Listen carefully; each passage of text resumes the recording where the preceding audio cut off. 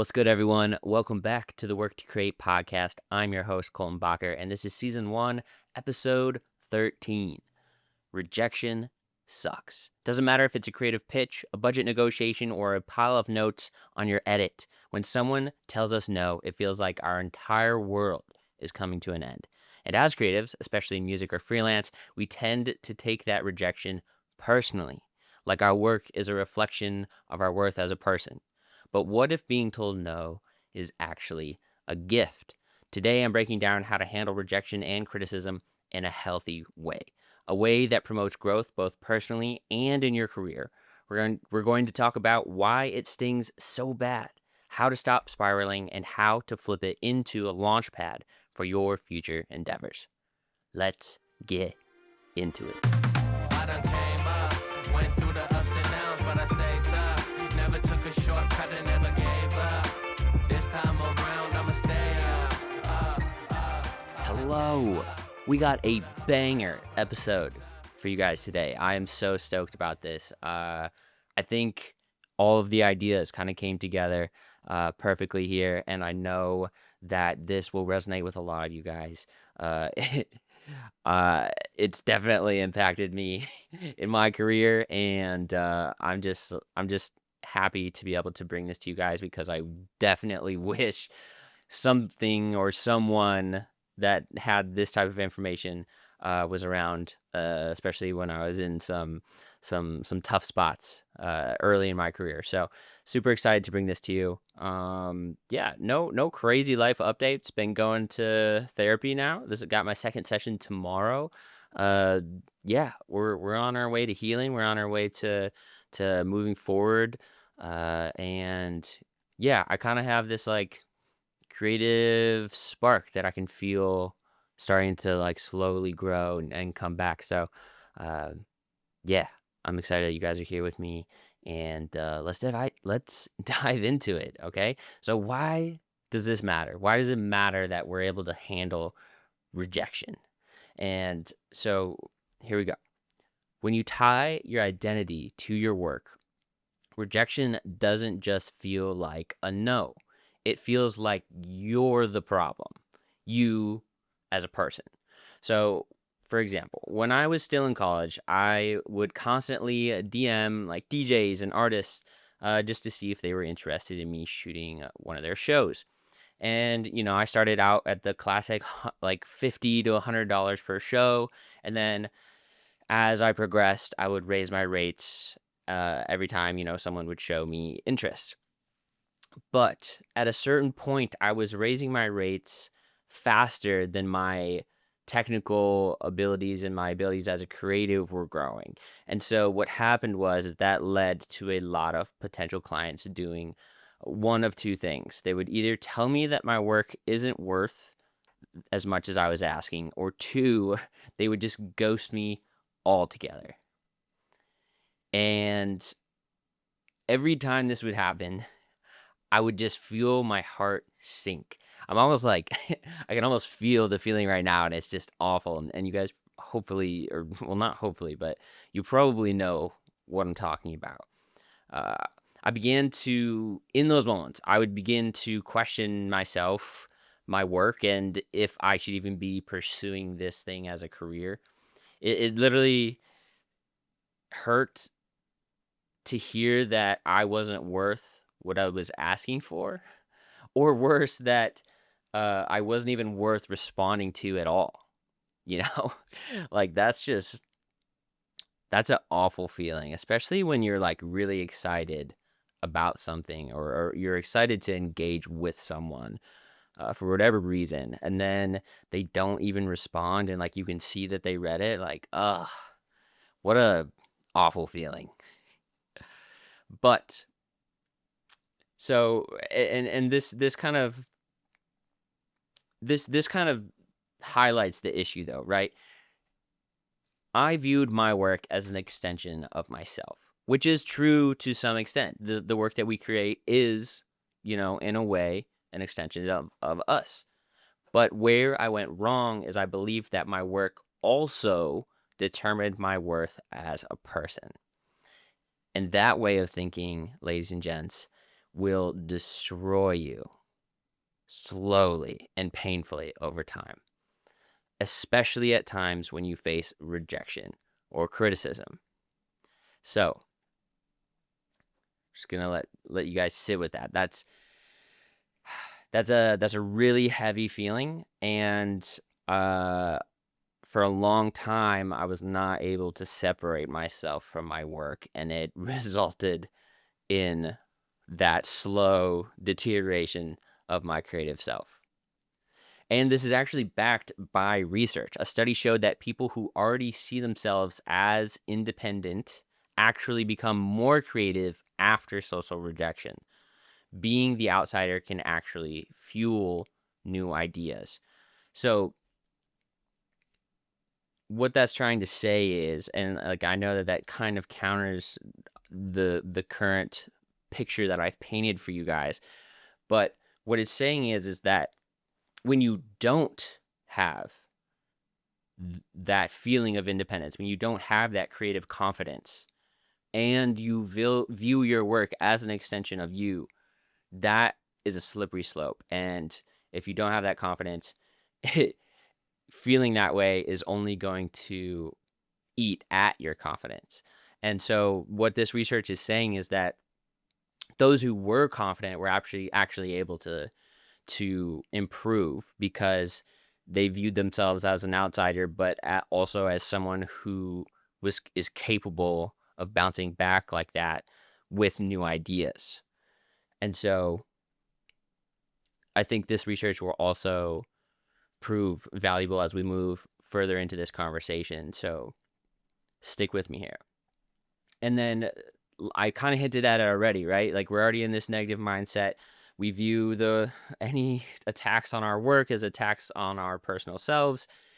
And this can lead into a spiral of burnout, an unfortunate habit of avoiding taking risks, avoiding, believing in yourself and taking that step forward or taking that leap, whether you're trying to go full time, whether you're trying to approach a larger client, whatever it is, it can lead to hesitation in those moments. And those moments are when we need the confidence, So let's dig into what's really going on when rejection hits us that hard and what most creatives tend to misunderstand in this situation. Okay, so what most creatives get wrong is that they think rejection is a reflection of their talent, not a byproduct of the process. So, believe it or not, I actually crave feedback, but that hasn't made it any easier for me to accept it in those moments that I'm receiving it.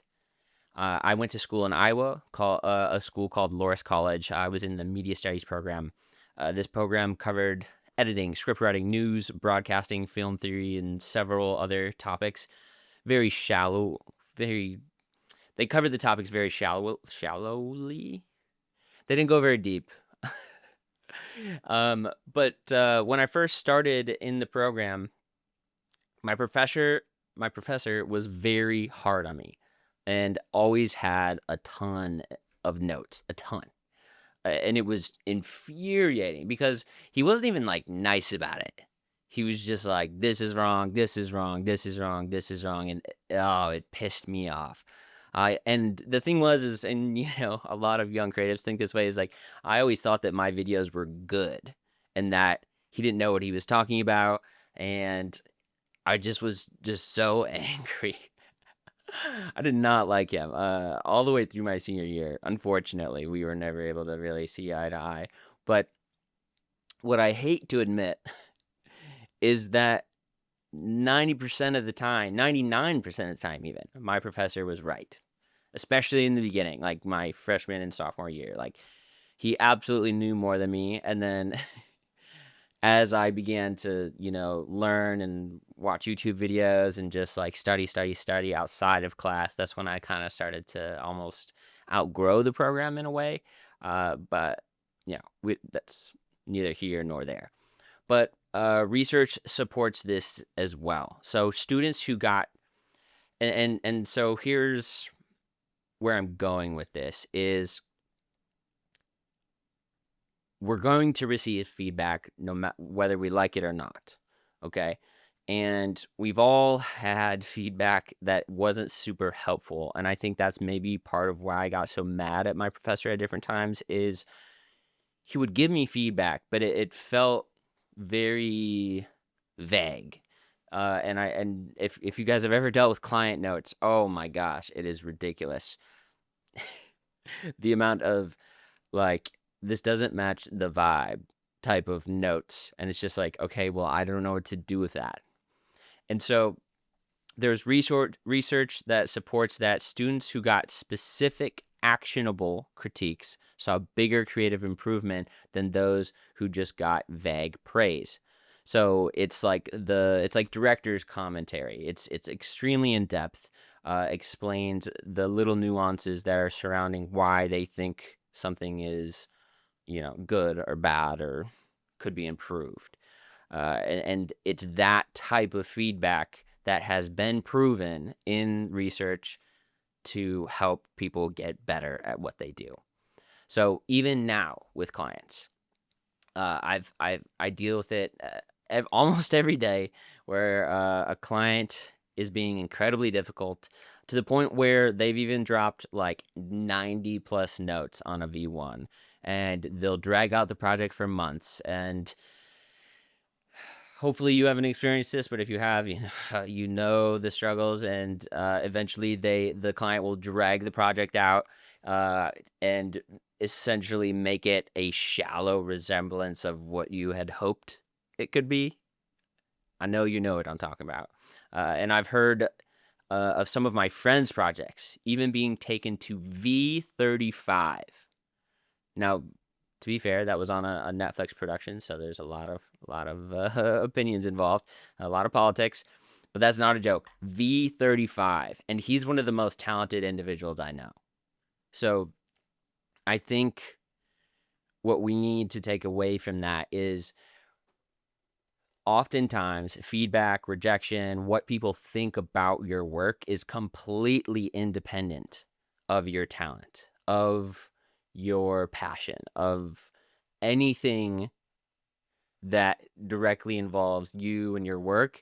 Anything that someone thinks about it is just, it's at the end of the day, it's pure opinion.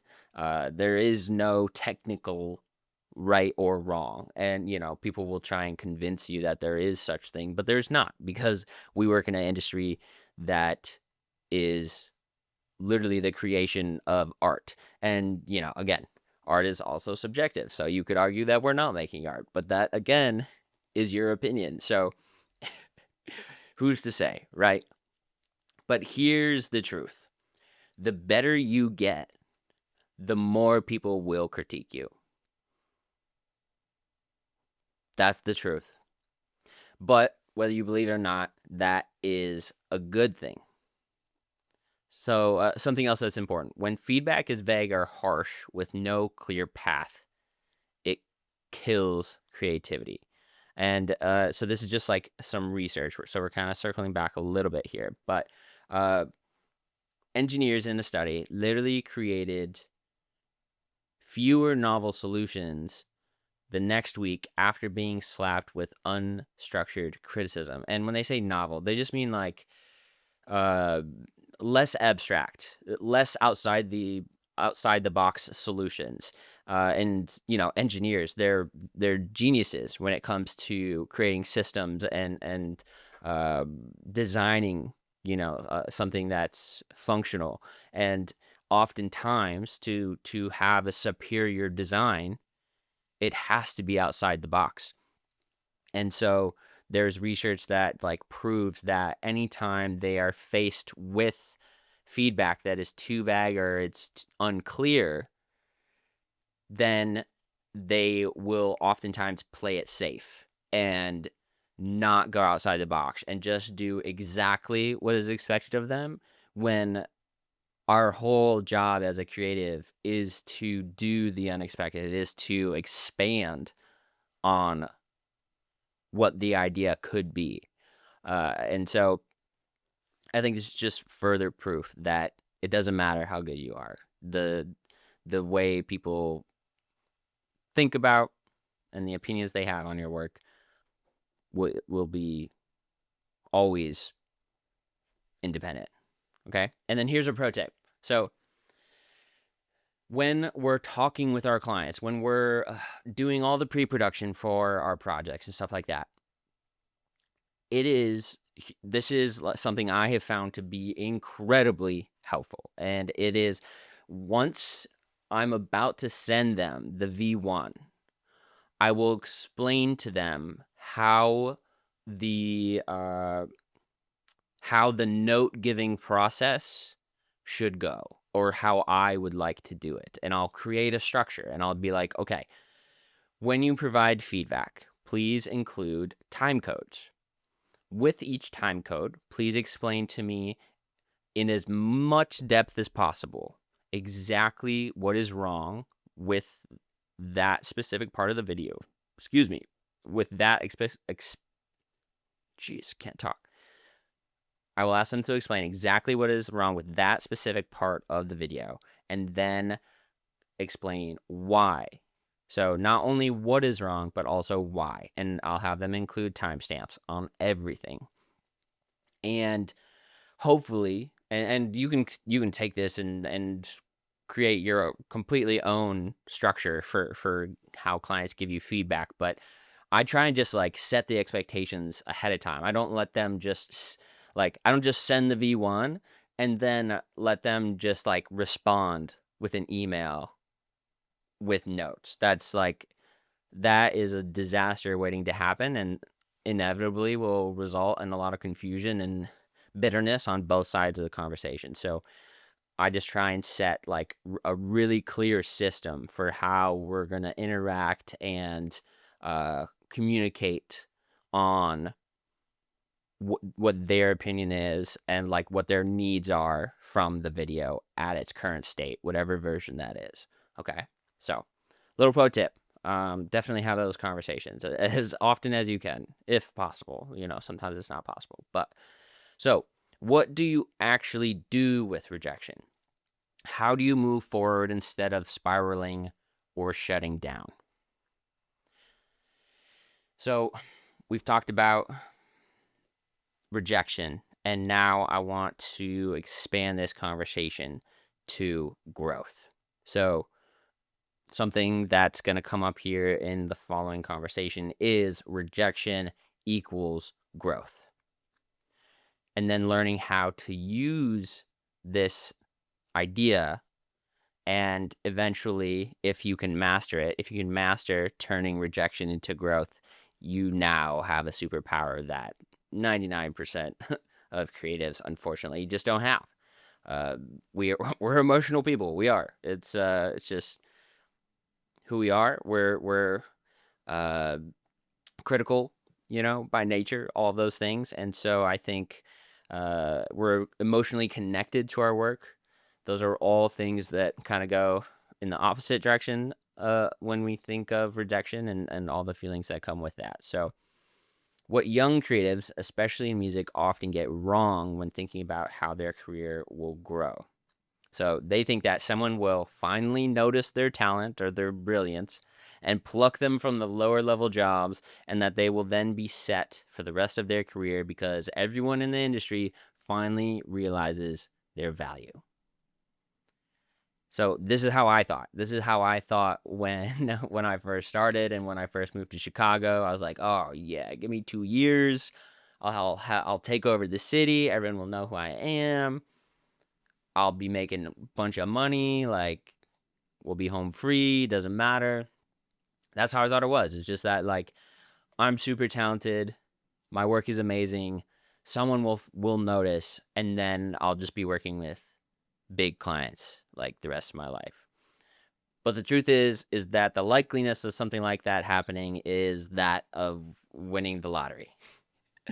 And it's the same reason people get addicted to gambling. That there's this hope for the potential dopamine rush that winning provides, and then that keeps them hooked, and the cycle continues. And this is kind of how we stay in, a whatever the opposite of a growth mindset is. I don't know, maybe just like mediocrity. I don't know. I don't know. You know what I'm talking about, but that's unfortunately how we just stay in the same place. It's how we plateau.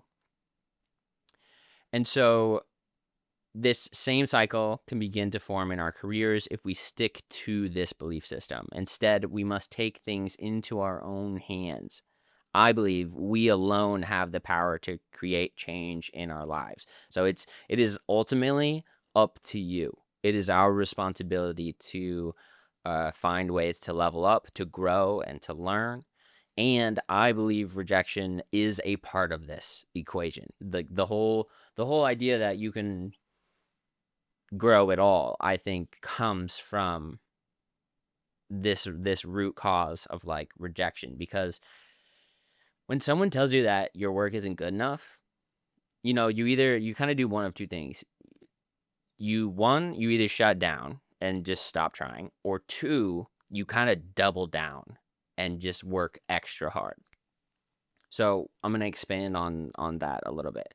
So as you land larger and larger clients, you actually begin to compete with better and better creatives from all over the world. And before we get too far into this, I just want to be very clear that these other creatives, they are not your competition. They are your peers, or that's what I believe. And I think that there should always be a very high level of respect and intrigue towards our peers, because at the higher levels, your peers will always be pushing you to get better, because that's how you survive, in quotes, is in order for you to be able to compete, you got to get better. I mean, we're essentially creative athletes, if you want to think about it like that. I grew up playing soccer my entire life. I played soccer in college, and to get better, you have to train. And if you didn't play sports, at the very least, maybe you go to the gym and or whatever it is, and you at least understand the concept of just like putting in reps and taking care of your body. And if you do that consistently enough, you'll see growth, you'll see change, you'll see development. And that's what I'm talking about, but on the creative career side, and on the mental side, because at the end of the day, everything's right here. Everything's, right between the ears. So this is a little bit of research that kind of confirms this idea, and it's creatives who believe that they can improve even after harsh critique bounce back stronger. So having this belief that you are good at what you do and that there are people around you who are very good at what they do is almost, in a way, a little bit of like this emotional armor. So the confidence that we talked about earlier, that is the armor when we're faced with critique, when we're faced with feedback or rejection in those ways. But at these high levels, you are no longer chosen for a job, and this is with very few exceptions, but you are no longer chosen for a job based on your abilities alone. Instead, at these high levels, you are now chosen for a job based on your abilities, but also including a bunch of other factors. So, for example, client needs and expectations, location, budget, deadlines, branding, strategy, just the vibes and energy that you carry about yourself, your personality, and the list goes on and on. So all parts of us need to be incredibly dialed. And again, this is something I didn't learn for a while. I probably didn't come to the realization that there's a lot more to this until probably 2 years ago or so. And especially recently, you heard, if you've listened to episode 12, like I talked about just the fact that I need to get really good at building decks. If I'm going to be a director, and if I want to be a director at the highest level, then I need to be very good at building decks, or at least understand what it takes to build a good deck. Because believe it or not, at the highest level, you actually come up with the idea, you do some of the writing and you curate a lot of like the references, but then you have someone who is very good at building decks build the deck for you, because that's what they do. They take your ideas and put them into a beautiful presentation. That is their job. That's at the highest level. Like, so you can start to see why all of this is so important. And again, this is something I wish people had told me this earlier. I wish I had come to this realization earlier, but we're here now, and I'm talking to you guys. So hopefully this hits you at a point in your career, even if you've been in it for a long time. That's like, hey, better to start now than never. So this all leads to a question then. How do you work with the giants? And I have already brought up kind of how we talked about in episode 12, that you got to create a pitch. And based on what the client is looking for and how they make sense of your pitch, they will then decide to move forward or not. And oftentimes, the answer will be no. So you could put in countless hours, even days, working on a pitch, and then only for the client to say no. That's tough. That's really, really tough. And often as younger creatives, we don't have to create pitches. Usually if the client likes you and you can come to an agreement about the budget, then that's usually the extent of the pitching process, So this can still, and don't get me wrong, that process right there, that just like, we like you, we want you to do this project. What do you want for it? Like, what's the budget? Everyone agrees. That can still happen at the higher levels, but it becomes very rare, and even more rare as the client and the budget gets bigger. So, another study that I found was that simply reframing stress as a challenge instead of a threat helped people perform more creatively, even when their cortisol spiked the same. So if I'm just going to lay it out for you, if you're not familiar, but essentially when the human body experiences stress, we release this hormone called cortisol. And what they're talking about is both groups of people in this study had the same levels of stress, but mentally, one group was told to frame it as a challenge, and the other one viewed or was led to believe that the stress that they were experiencing was harmful or threatening. And in that creative experiment, the people who viewed it as a challenge showed above and beyond results compared to those that viewed it as a threat. So, a little food for thought there as we're kind of bouncing back and forth here between things that you can expect in your career to kind of face, or things that you'll have to deal with, and then kind of where you're at right now. We have another group at Vox, or it's a Vox feature. It's so basically the article talked about how this group aimed for 30 rejections in 30 days. So they were pitching really big. They were cold emailing people and risking no every single day, multiple times a day. And most of them hit their goal and felt braver afterwards. So this is essentially a way of desensitizing yourself.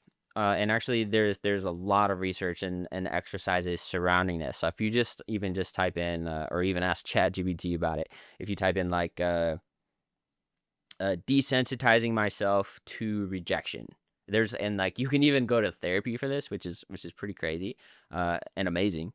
But yeah, essentially, like I said in the beginning, how we talked about how like rejection sometimes feels like it's the end of the world. It really does. It really does sometimes.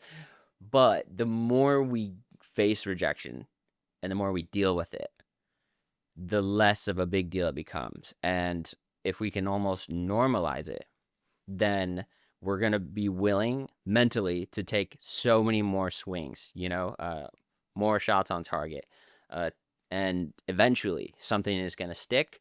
And the goal is to eventually, you're shooting so often and you're swinging so often that inevitably you're going to connect. You're going to hit that bullseye.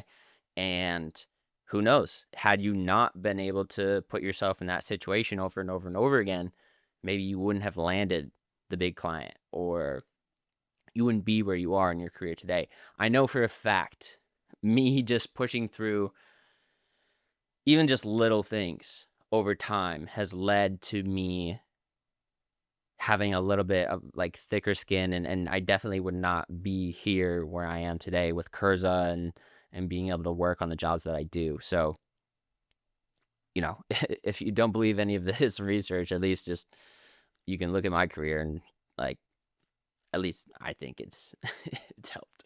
But and then here's another little bit of information on anger.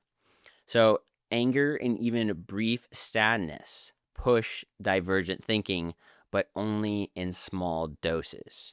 So a study found short bursts of anger increased originality, but if the individuals stayed angry for an extended period of time, then the originality of thought like quickly disappeared. Again, we're reframing when we feel these negative emotions, we're reframing it as a challenge. We're reframing it as an opportunity for growth. And that brings us to our tough love segment, the hot take, and why you should actually want rejection to be a part of your creative path. If nobody's telling you no, you're probably playing it way too safe. I know that the emotions that surface when you're told no are extremely uncomfortable, but pushing through and reframing the situation is the only way you will grow. If you don't want to grow, that's fine. But then you got to lower your career expectations, because in my opinion, you have to fail over and over and over and over again before you see that light on the other side. And personally, anytime that I feel those, in quotes, negative emotions, I immediately know that I'm headed in the right direction. Like before a show, if I'm super nervous, I will immediately reframe that and tell myself, that's good. It's good that you're nervous, because then that means you're growing. It means that you're doing something that scares you. You're doing something that is invoking this physical reaction. That is a good thing, and will, no matter what, even if you royally fuck up the day, no matter what, it will lead to growth. So, and I know that sounds counterintuitive, but that's the truth. I promise. Okay, little bit of a recap, okay? Rejection is not a verdict. Rejection is just purely information. We're just taking in information. It hurts because you care about your work. But caring is also your edge. I mean, we all know someone that, some other creative that clearly does not care about a project, and you can tell. But caring is your edge. It is the thing that will constantly propel you forward. The best creatives aren't the ones who never hear no. They're the ones that know what to do with the no. Okay? And then the last one, rejection doesn't define you. But, a little open-ended here, how you handle it might define you. Hopefully that's not the case. I would encourage you to not allow it to define you. But maybe, again, a little reframe. What if it defines us, but it defines our growth? It defines our improvement, our love for failing, and then using that as the ladder in our career. Little thought. Little food for thought. All right. Next week's episode is all about why video production is so damn expensive. But more importantly, how we can use this information to encourage our clients to agree to larger budgets. And I know how hard that can be. We all know how hard that can be, especially in the music industry. Y'all will not want to miss this one, okay? I promise. This has been the Wrk To Create podcast. If you found what you heard today valuable, even just a little, please consider liking, subscribing, following, commenting, and even leaving a review on your podcast app of choice. It helps this podcast get discovered, and hopefully, as a result, we can help more people. Your support means the world. Wrk To Create, work to inspire. And I'll see you next time. I'm on a roll like a jalopy with the brakes cut. I done came up. Back then I had to stay up.